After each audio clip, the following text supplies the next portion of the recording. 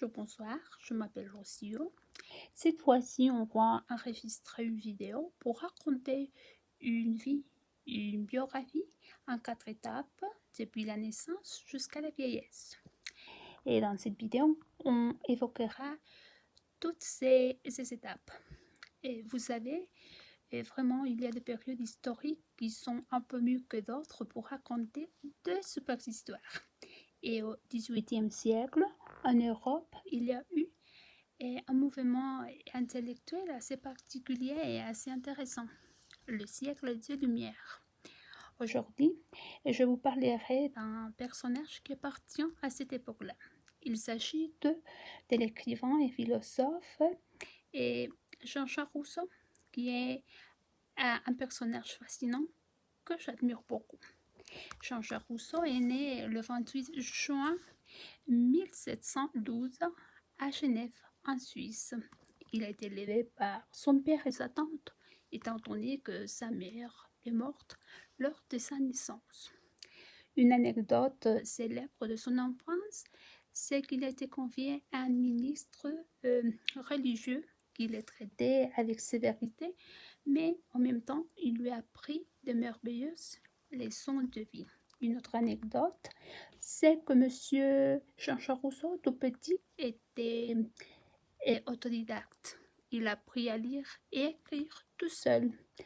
Et quelques années plus tard, durant son adolescence, Jean-Jacques Rousseau se promenait dans la campagne, et ceci a développé son amour pour la nature et a influencé son travail ultérieur. Monsieur Jean-Jacques Rousseau a aussi développé un amour pour la musique et qui a développé avec patience et discipline. Jean-Jacques Rousseau est devenu célèbre à l'âge adulte et avec ses écrits philosophiques, politiques et littéraires.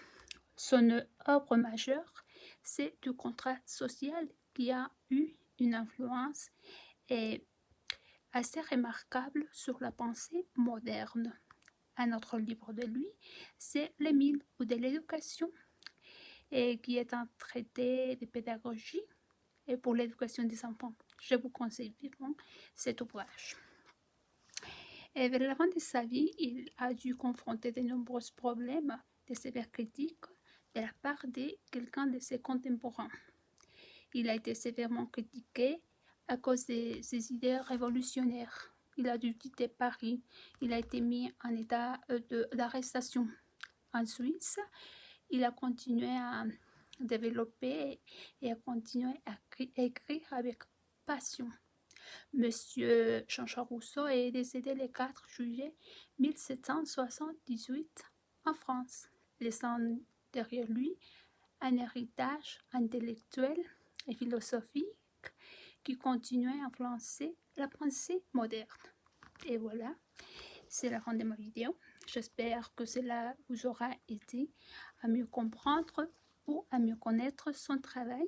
Merci d'avoir visionné ma vidéo et à très vite.